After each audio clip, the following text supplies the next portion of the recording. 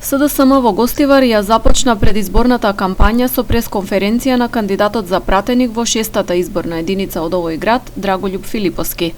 Направивме пресврт на подобро државата ја извадивме на прав пат, општеството напредува на секое поле, наведе Филиповски.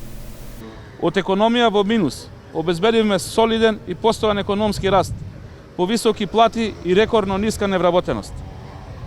Од изолирана и заробена држава, изградивме земја членка на НАТО и земја преговарач со Европската Унија. Денес успешно се справуваме и со здравствените и економските ефекти на коронавирусот. Донесовме навремени здравствени мерки, а со трите пакети економски мерки помогнавме да се спасат илјадници работни места. Во своето обраќање, кандидатот за пратеник од СДСМ нагласи дека политичките опоненти немаат визија и водат деструктивни политики. Од другата страна е ВМРО ДПМН, партија предводена од Христијан Мицкоски, партија без став за ниту едно важно прашање, партија заглавена во режимската матрица од која ниту сака, ниту може да излезе.